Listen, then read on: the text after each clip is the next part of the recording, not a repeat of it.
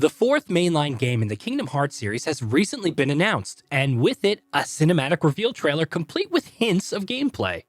It appears Sora will be returning as the main protagonist with a more fluid combat style and realistic graphical presentation. There's a ton of speculation out there as to how the series will evolve in Kingdom Hearts 4.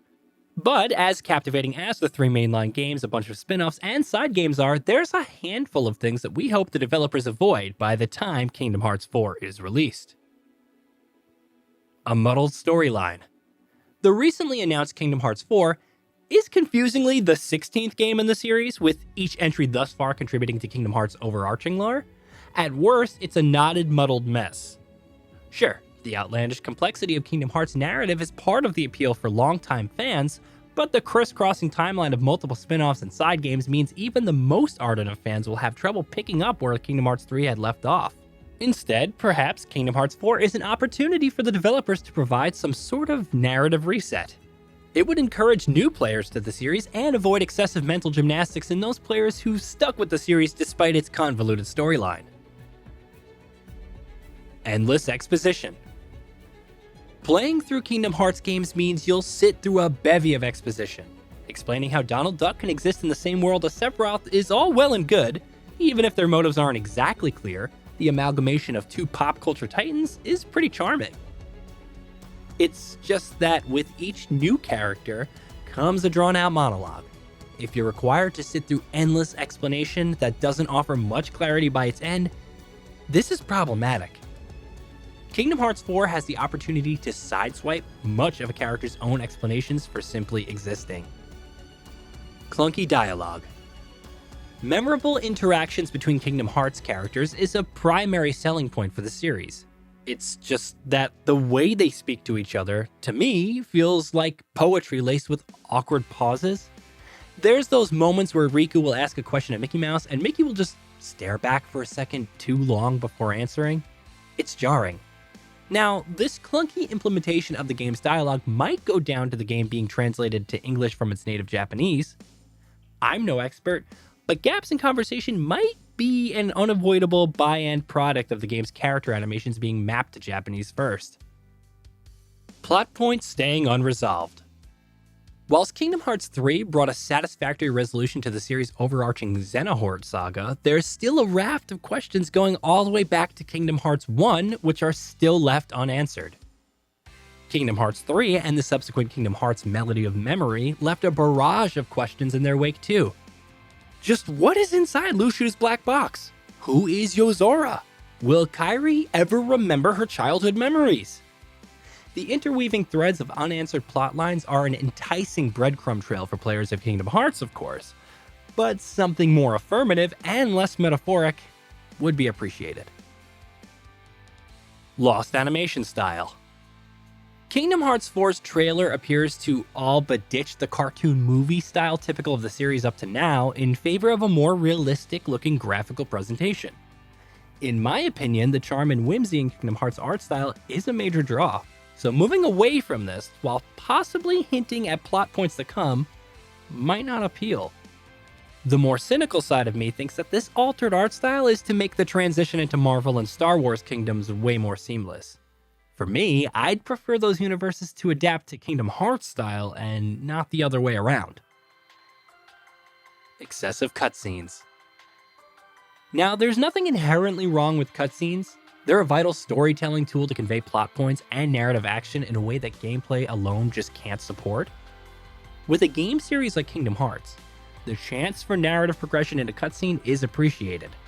It's just that lengthy cutscenes followed by a few seconds of gameplay to only find yourself watching another cutscene is a little overkill in my opinion.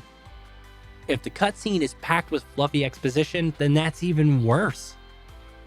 Less reliance on lengthy cutscenes, bookending short phrases of gameplay would be preferred for Kingdom Hearts 4. Inconsistent kingdoms. There's an interconnectedness to the biomes in Kingdom Hearts 1 and 2. We've had Captain Hook traversing kingdoms to cause a ruckus. Seeing a blend of characters in differing Disney properties is part of the draw, fleshing out those worlds into something more imaginative.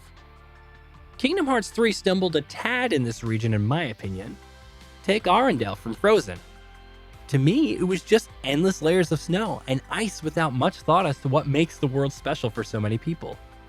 On the flip side is San Francisco, which is so compact and well designed, but comparatively tiny compared to the bloated world of Olympus.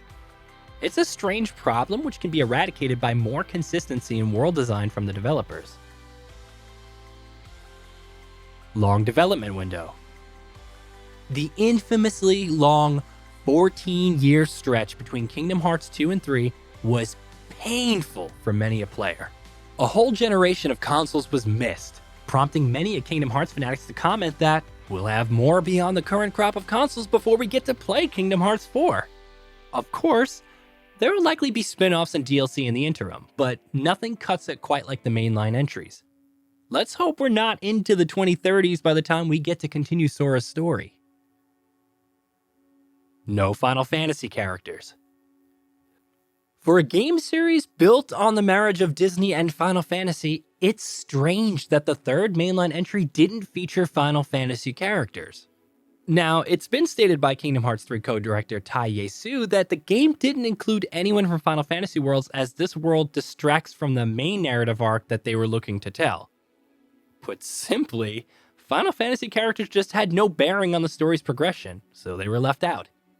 With the remaking of Final Fantasy VII and a touted remaster of Final Fantasy IX on the way, there's scope to bring Final Fantasy back into the fold for Kingdom Hearts 4, if only for the game to explore the reimagined city of Midgar.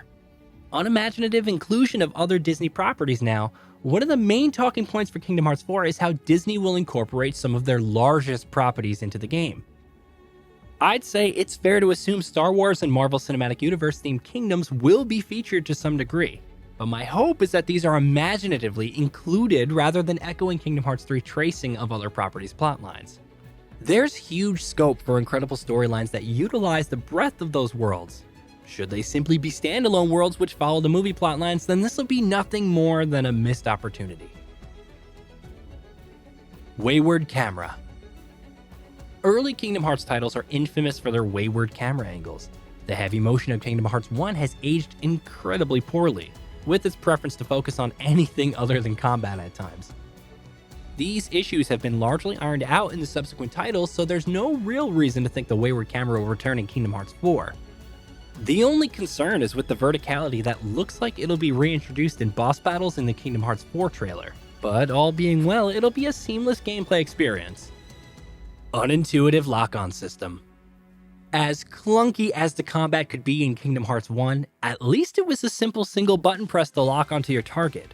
This has shifted as time has gone on, from combining button presses with thumbstick maneuvers to having to keep certain buttons pressed to maintain lock-on. The auto lock-on isn't always the most accurate of systems either, so it's a choice between adapting to the unintuitive lock-on systems or not use it at all. Here's hoping the fourth mainline game goes back to a simple lock-on system or forgoes the need for it altogether. Did you know that we at GamingBolt upload new videos every day? Stick around, drop a like, subscribe, and let us know what kind of content you'd like to see in the future with a comment below.